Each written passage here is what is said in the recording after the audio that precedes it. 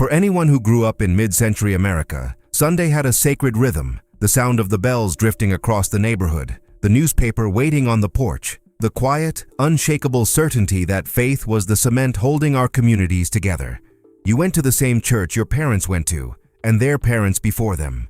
It was simply the way the world worked. But while we filled the traditional pews of our fathers, a silent revolution was unfolding in the backyards of our own country.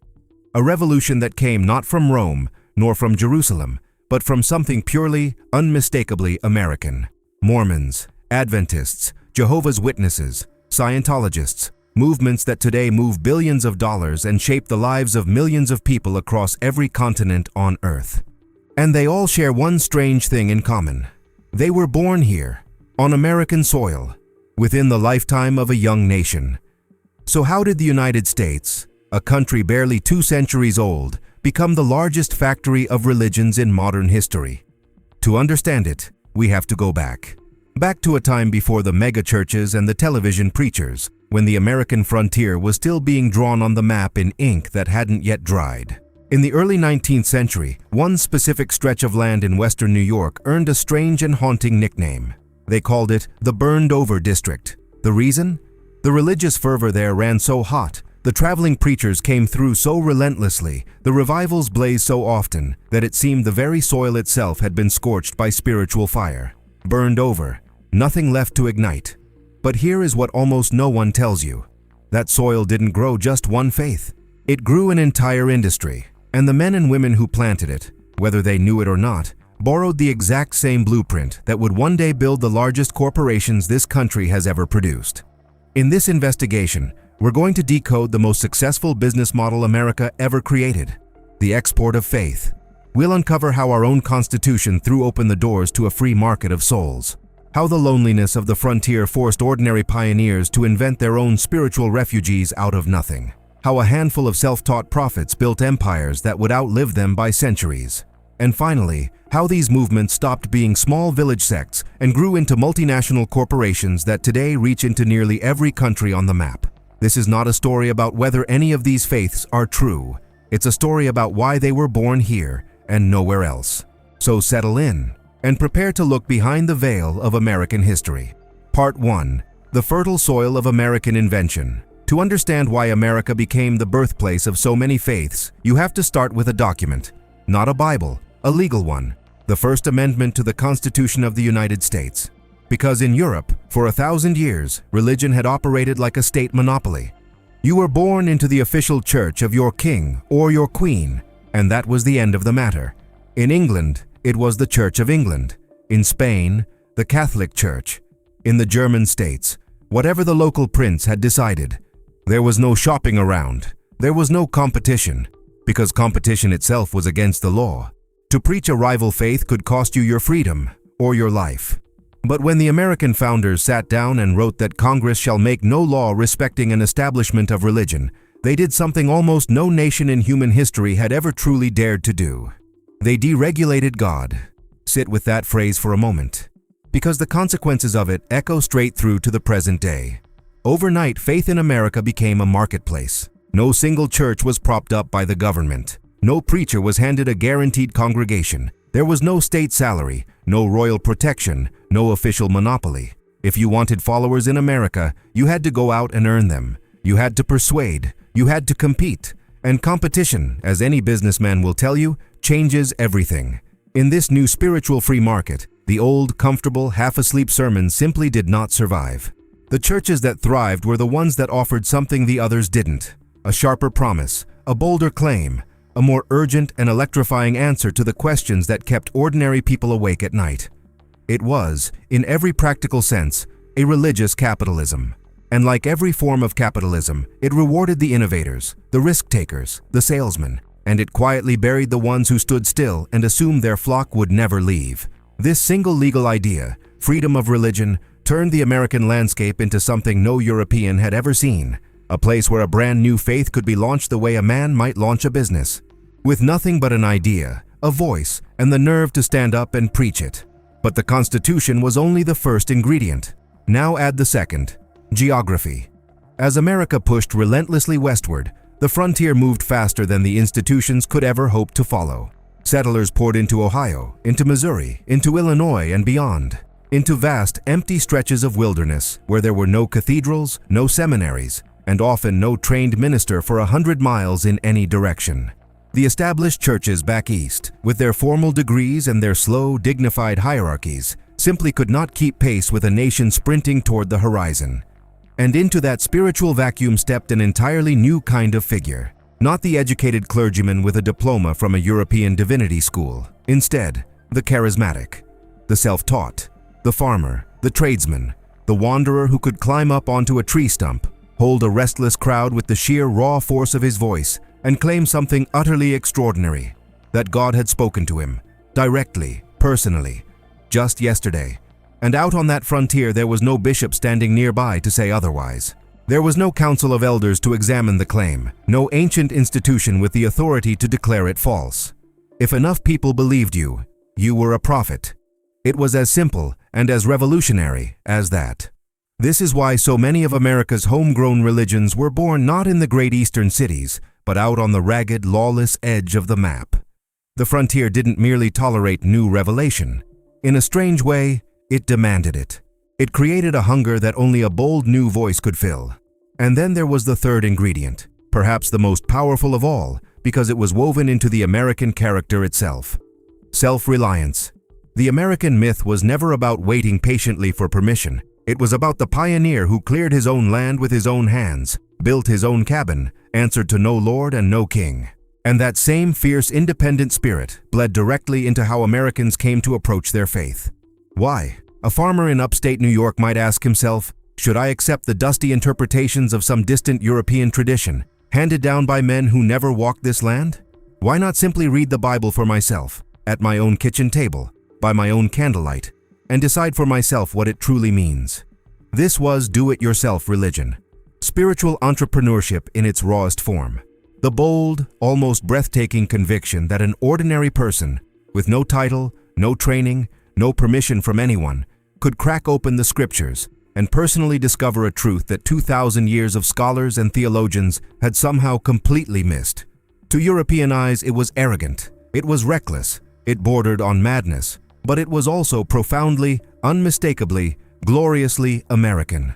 Freedom to compete, a frontier hungry for prophets, and a people who believed they needed no one's permission to speak for God. 3 ingredients. And when they came together, they created the most fertile soil for new religion the modern world had ever seen. But here is the question that turns this entire story on its head. If dozens, hundreds yet of men were standing on tree stumps across America, all claiming fresh revelation, all insisting God spoke through them alone, why did only a small handful of them build empires that are still standing, still growing, 2 full centuries later? What did the survivors understand that the thousands of forgotten preachers never grasped? Hold on to that question, because the answer, as we'll see, has almost nothing to do with theology, and everything to do with a formula. Part 2. The shared DNA of the founders. Let's line them up side by side and look at them the way an investigator would. Joseph Smith, the founder of Mormonism. Ellen G. White, the guiding prophet of the Seventh-day Adventists. Charles Taze Russell, the father of the movement that would become the Jehovah's Witnesses. On the surface, their teachings could not have been more different. Different scriptures, different rules for daily life, different visions of heaven, of hell, of the end of the world. One spoke of golden plates and a new American gospel, one of health and the sacredness of the Sabbath, one of dates and calculations and the imminent end of the present order. To a casual observer, they seem like 3 separate stories entirely. But strip away the surface details, look underneath, and you'll discover something remarkable. They were all reading from the very same script. Word for word, they shared the exact same opening argument. And that argument went like this. Traditional Christianity is broken. The great established churches have fallen away from the truth. Somewhere across the long centuries, they lost the original message, corrupted it, buried it. And we, and only we, have finally restored it. Historians have a name for this. They call it the myth of the Restoration. And make no mistake, it is an absolute masterstroke of persuasion, because in one single, elegant move, it accomplishes 2 powerful things at once. First, it discredits every competitor on the block, every Catholic parish, every Lutheran chapel, every Baptist congregation, in one clean sweep. And second, in that very same breath, it hands the new believer something utterly intoxicating. The feeling of being special, of being chosen, of belonging to the small, enlightened remnant who can finally see the truth clearly, while the rest of the deceived world stumbles blindly in the dark. Joseph Smith did not claim to reform Christianity. He claimed to restore the one true church that had vanished entirely from the face of the earth. Ellen White pointed to sacred truths she insisted the mainstream churches had carelessly abandoned. Russell taught that the entire religious establishment, top to bottom, had been corrupted, and that he alone was recovering the pure original teaching that had been hiding in plain sight within the pages of the Bible all along. Same argument, same irresistible promise, same door swinging wide open. But a clever argument alone doesn't build a lasting religion. Plenty of preachers made the very same claim and vanished without a trace. To understand why these particular movements exploded and endured, you have to understand the world they were born into. Because these founders weren't merely selling ideas, they were selling something far more valuable. They were selling relief from fear. The 19th century, for the ordinary American, was a genuinely terrifying place to live. Medicine barely functioned. A simple cut could turn septic and kill a grown man within a week. Fevers swept through towns and emptied them. Children, so many children, died of illnesses we now cure with a single pill and never think of again. Death was not a distant abstraction. It sat at the family table. It waited in every cough. And into that world of relentless sickness, the Adventists offered something startlingly, almost shockingly, practical. They did not merely preach about the fate of the eternal soul. They built sanitariums, real institutions of healing. They championed clean living, wholesome diets, fresh air, exercise, and rest, decades before mainstream medicine caught up to any of it. At a time when a visit to the doctor's office was often more dangerous than the illness that sent you there, a faith that promised to protect your actual body, and not merely your spirit, was an extraordinary, tangible, life-changing offer. It was salvation you could feel. Then came the wars, and then came the machines. The Civil War tore the young nation clean in half and left an entire generation drenched in grief and blood. Hundreds of thousands of sons and fathers never came home. And close on its heels, the Industrial Revolution ripped families off the farms their ancestors had worked for generations and packed them into crowded, smoking, anonymous cities where nothing felt solid or familiar or safe. The whole world seemed to be spinning wildly off its axis. And here, precisely here, the Witnesses movement offered its own particular kind of medicine, not for the ailing body, but for the terrified mind.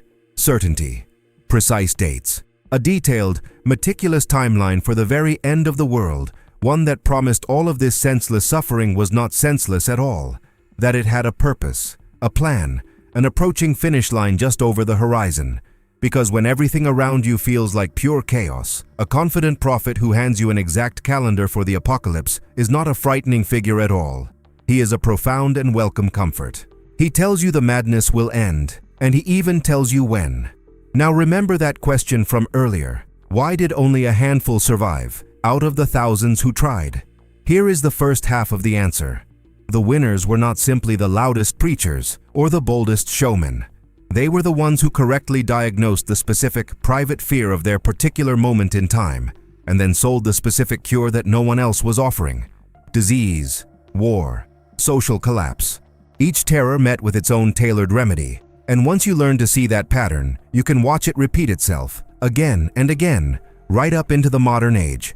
Because fast forward to the 1950s, well within living memory for many watching tonight, and the very same formula appears once more, wearing a brand new costume, this time the costume of science. This was the dawn of the space age. America was launching rockets into the sky, splitting the atom, and worshipping a new kind of high priest, the expert in the white lab coat. And a clever, ambitious science fiction writer named L. Ron Hubbard understood the mood of that anxious atomic era perfectly. He took the ancient, timeless promise of spiritual salvation, and he wrapped it head to toe in the gleaming language of the laboratory. He offered his followers not sin and redemption, but something that sounded like engineering, not humble prayer, but a device that claimed to actually measure the state of the human soul. Not blind faith, but a system that proudly called itself a science of the mind. Hubbard's true genius, and the genius of the movement he founded, was to recognize that modern, educated people had grown quietly skeptical of the old, worn religious words: heaven, sin, salvation. So he simply changed the vocabulary. He handed 20th century seekers a spirituality that sounded like technology, aimed with precision at the very specific anxieties of a nervous, nuclear age, a different century, a different language entirely. But underneath the surface, the exact same machine, humming along, that Joseph Smith had switched on more than 100 years before. Part 3. From the tent to the global corporation. So we've seen the soil, and we've seen the seed. Now watch, carefully, what these movements actually became. Because the ones that survived and thrived did something the thousands of forgotten little sects never managed to do.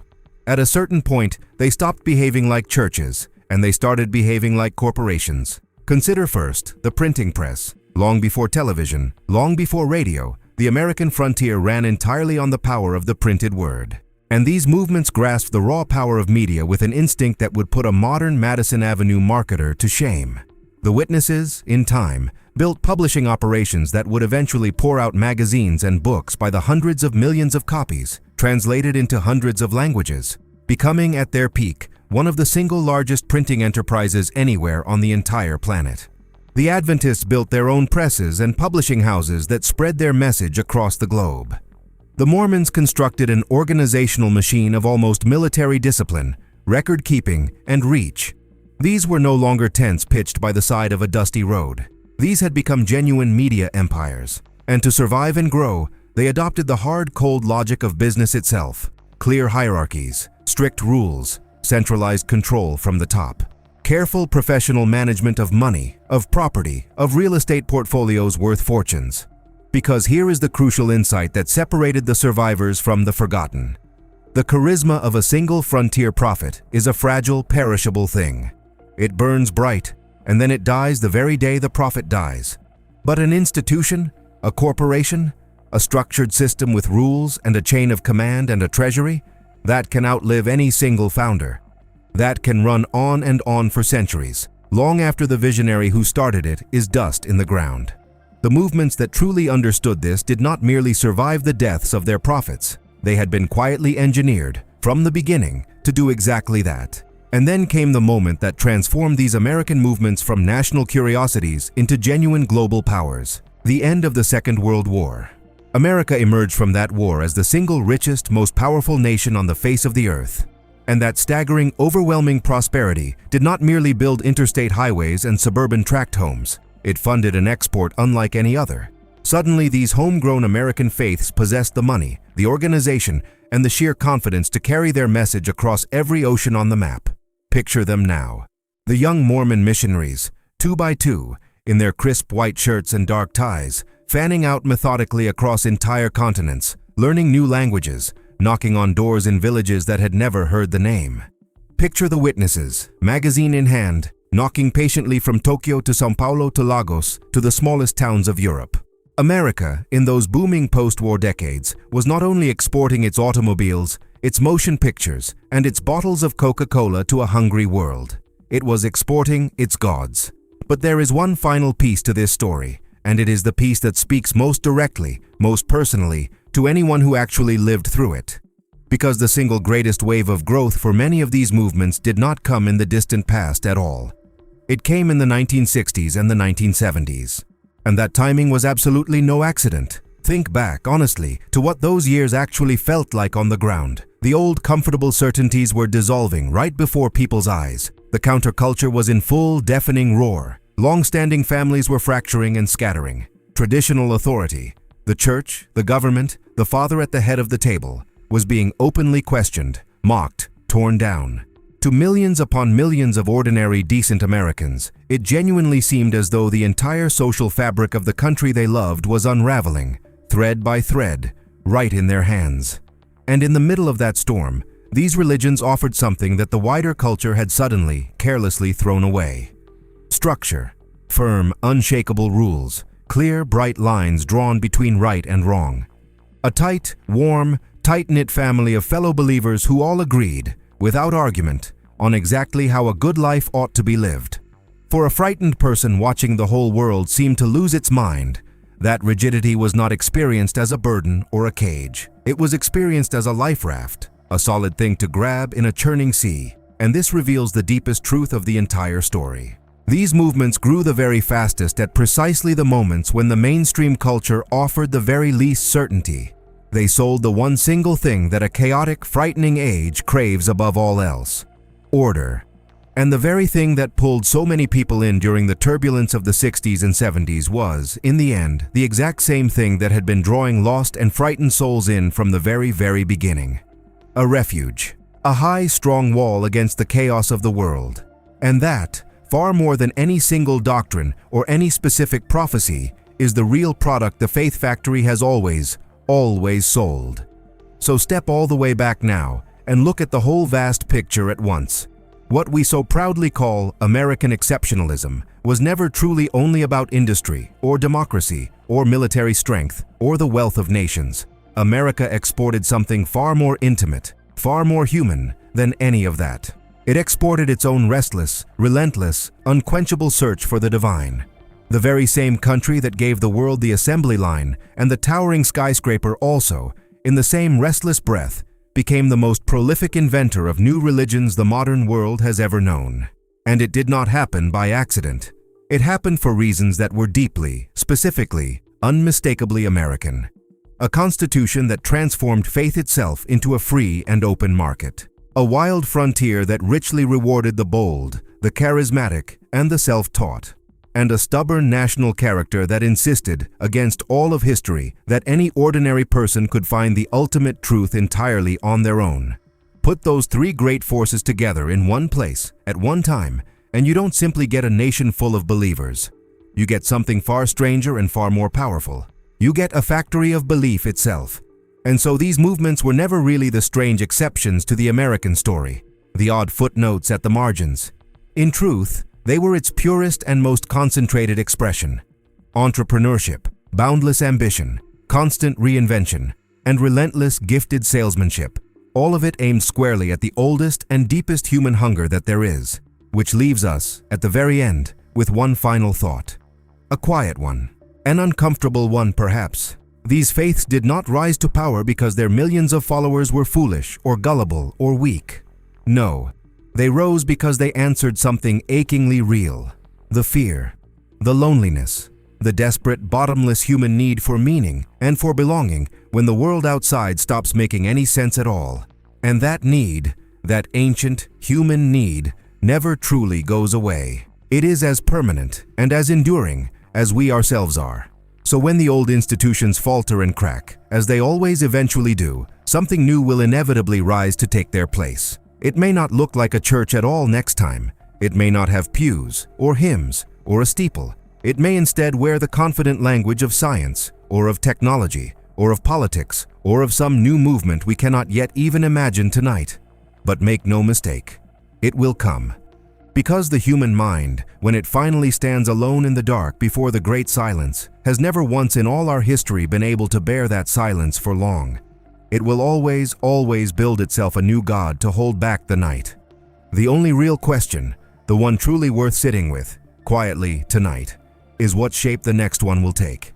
And whether, when it finally arrives, we will recognize it for what it is. If this investigation gave you a new lens for seeing the world around you, take one moment to subscribe. It is genuinely the single most powerful thing you can do to help this channel keep digging into the stories that others simply won't touch. And I want to hear from you directly in the comments below. Do you believe the Faith Factory has finally gone quiet at last? Or is the next great American religion already being born, right now, somewhere out there in the dark? I will be reading every answer, and I will see you, as always, in the next investigation.